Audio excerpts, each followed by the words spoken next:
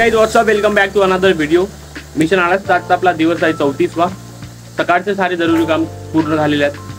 आता मी वाट पाहून राहिलो कधी आपण मेडिटेशनला बसू. आता इथं जागा लागणार आहे आपल्याला चटई. आज आई नाही राहणार आपल्यासोबत, कारण आईची तब्येत बरोबर नाही. आता आई झोपून. आता ताई आणि बाबा फ्रेश होत आहेत. आपण झालो फ्रेश. तर चेहऱ्यावर दिसत नाही. पाणी मारतो आता चेहऱ्यावर. पाणी मारून मग आपण बसू मेडिटेशनला. मेडिटेशन झाल्यानंतर आपण जाऊ आपल्या कामात, ते म्हणजे वर्कआउट. आई बाबा वर्कआउट करते इथं, बाकीचे वर्कआउट करते. आपण त्याला घेऊन फिरायला जाऊ, नाही का डेव्हिड? हा तिथंच थांब, तिथंच येऊ नको इकडे. चला, मगांपासून तर आम्हाला त्रास देऊन राहिला. आज तर व्हिडिओ शूटच नाही करू देऊन राहिला. तर मिशन आळसचा आजचा आपला दिवस आहे 34वा. आज आपण काय करणार आहोत, काय नाही करणार आहोत, सगळं तुम्हाला सांगतो. Let's go.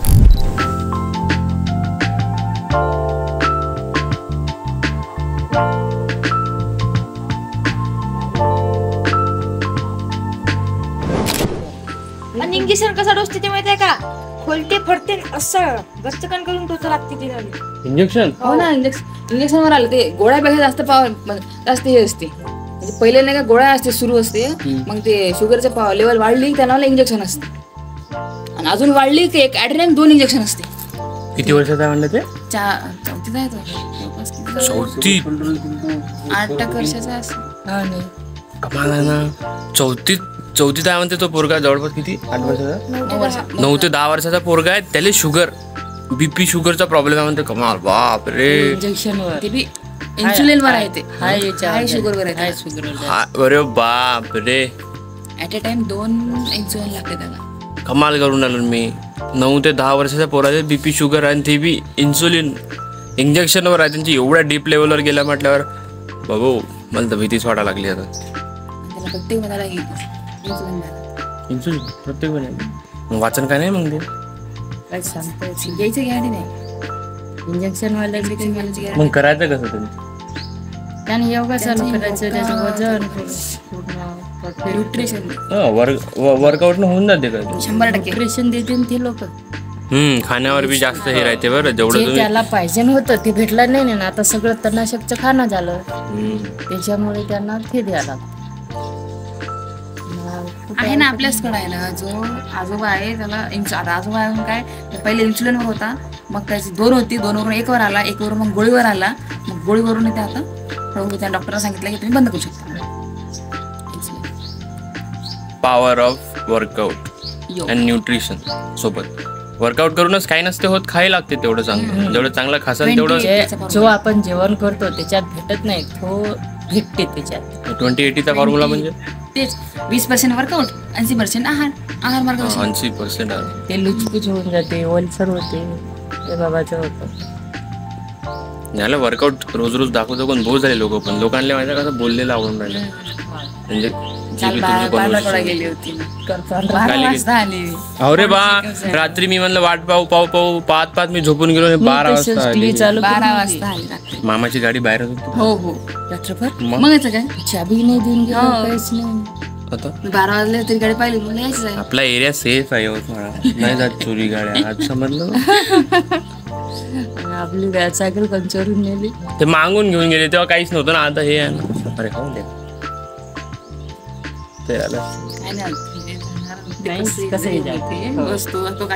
नाही. आता सुधारला, पहिले होता तितका, पण आता सुधारला. आता आम्ही हे केलं ना, वॉल कंपाऊंड वगैरे, तर थोडस नाही, लय भीती आमची कमी झाली. नाही तर पहिले बापरे. आपल्याला आता इथं 26 वर्ष झाले, कधीच आपलं काही चोरी नाही गेलं. आता तर कंपाऊंड झालं. दुसरं पोरग केवढं लहान आहे, ते 10 वर्षाचं असून दुसरं पोरग 5च्या अर्धाच आहे. लहान आहे. आम्ही मग ते जन्मतात झालं काय ते नाही. जलमता कसं बाई प्रेग्नेंट राहते तेव्हाच पासूनच आपण दवाखान्याचं हे करतो ना. ऐक ना, आजीची कडी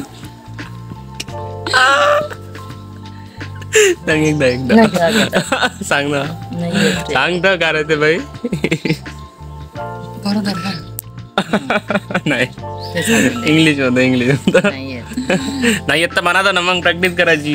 म्हणूनच येते ना. नाही तोत्रीच आहे. मी तर तोत्रीत बोलतो अजून. मी पण तोत्रात बोलतो अजून. बोल सांग. काय होते बाई? हां ग्रोदर राहते हां नाही इंग्लिशमध्ये. प्रेग्नेंट. अरे बा यांचा वर्कआउटचं झालेला आहे. खुश दिसून राहिले आता. माय वर्कआउट व्हायचंच आहे. मी माझ्या तोंडावर आडत दिसून राहिले. नाही झालं.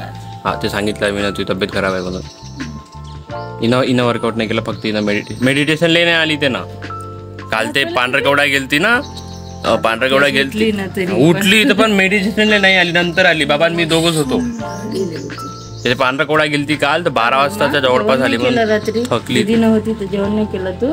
बापरे हा जेवण नाही जेवण नाही दिलं. जेवण नाही केलं तू का आता जेवतो? बेसन भाकरी होती म्हणून जेवला नाही कधी. तो एक नाही जेवला. त्याचं पोट पाय किती खोल गेलं. केला परस काल झुणका भाकर होती. करून घे दूध पिऊन घे मग. तोही मी आता जातो वर्कआउट करायला. वर्कआउट काय शूट करत नाही मी, काय तेच नेहमी दाखवत बसू. तसं आपला वर्कआउट होणार आहे आता. मोबाईल मध्ये चार्जिंग पण नाही, 3% चार्जिंग आहे फक्त. नेहमी होत डेव्हिड बाय बोल. ओय डेव्हिड खाऊ नको.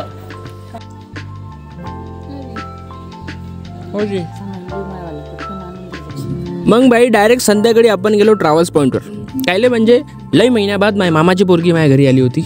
आली तर होती पण रिटर्न तिकीट करूनच आली होती. म्हणजे सकाळी आली आणि संध्याकाळी तिला वापस जायचं होतं. मग आम्ही सगळेजण गेलो तिला ट्रॅव्हल्स पॉईंटवर सोडाले. पाहू शकता तुम्ही मजमा एवढा मोठा होता. सेलिब्रिटी आहे सोडायला यायला. एवढे लोक आले तिला सोडायला. सेलिब्रिटी आहे मोठी. जा दुसरा माणूस बी आला. सगळं एक करून यायला लागले सेलिब्रिटी. कार्यकर्ता नमस्कार भाऊ. कार्यकर्ता आता आले. एक करून सोडायला जाईल सोडणार आहे. हा ते पुण्यात तुला जाणार आहे. पुण्यामधून बस राहील. बाय चालली जाय मग लवकर.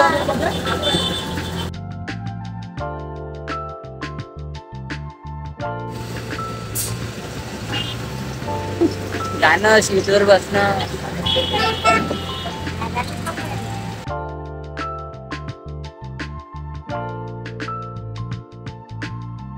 एक गाडी तिकडे.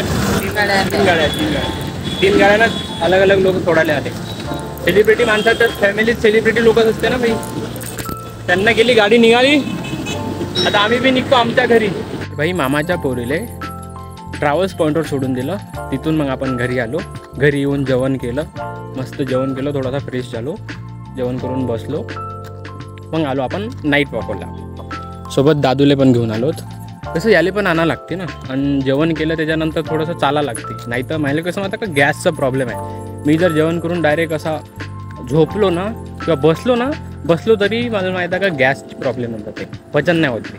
मग मला रात्री जेवण केल्यानंतर थोडं फिरावं लागतं. मग आपण आलो नाईट वॉकसाठी. इथं अमलोकचंद कॉलेजच्या जो सकाळचा एरिया असते आपल्या, तोच सकाळच्या याच्यावर ट्रॅकवर आपण परत फिरून राहिलो. एकटंच आहो मी, कोणीच नाही इकडं. कधी तर गाण फाटते भाई. सोबत नाही का आपल्याला गाडी ठेवावी लागते एक सपोर्ट म्हणून. येस असा होता आपला मिशन आळसचा दिवस 34वा. आज मी माझ्या मामाच्या पोरीला भेटलो. लई दिवसाबाद, दिवस नाही महिने म्हणू शकतो. लई महिन्याबाद भेटलो. लास्ट टाईम कधी भेटलो तर ते मला आठवत पण नाही. मी हैदराबादमध्ये राहत होतो. त्यांना येत होते इकडं घरी, तर भेट काय तेवढी होय नाही. आता मी घरी आहो. माझ्या मामाचा पोरगा पण आता 2-3 महिन्यानंतर येईल. तो राहते रशियाले. तिथं MBBS करता येतो. तो बी माहिती आहे का वर्षातून एकदा येते. आता मागच्या वेळेस तो जून ऑगस्टपर्यंत माझा आला होता. त्याचा वाढदिवस राहते तेव्हा. त्याचा आणि माझ्या आईचा वाढदिवस जवळपासच आहे. एक दिवसाचा फरक आहे. तर असं आहे. लहानपणी आम्ही म्हणजे असे उन्हाळ्याच्या दिवशी मी माझ्या मामाच्या गावाला जात होतो. तर कधी ते माझ्या मामाचा पोरगा माझ्या घरी येत जाय. लहानपणी मजा येत होती का. मग आता डायरेक्ट मोठे झालो आम्ही. मोठे झाल्यावर आम्ही सगळे आपापल्या कामी लागलो. सगळे अलग झाले. जेव्हा अलग होऊन एकत्र येते ना तेव्हा खुशी वेगळी राहते का. खरंच वेगळी राहते. ते म्हणते ना माणसाले गेल्यानंतर त्या गोष्टीची वस्तूची किंवा नात्याची कदर करते. ते आम्हाला आता होऊन राहिली. मला तर चांगलं वाटते जेव्हा असे पूर्ण फॅमिली मेंबर्स एकत्र येते. बहुत चांगलं वाटते का. आता माझ्या मामाचा पोरगा पण येईन. तो येईन जून जुलै ऑगस्टमध्ये. आता माझी मामाची पोरगी बी मला म्हणली की मी पण तेव्हाच येईन म्हणून. आता भाऊ येते की नाही येत माहीत नाही. तेवढं नाही आली तरी चांगलं आहे, आलं तरी चांगलं आहे. कारण मामाचा पोरगा येत आहे. मग परत आमची फॅमिली जशी होती तशी एन्जॉय करीन आम्ही. परत गेट टुगेदर होऊन जाईन आमचा एक छोटासा. यस असा होता आपला मिशन आळसचा दिवस 34वा. आजच्यासाठी एवढंच, बाकी बघू उद्या. जय महाराज.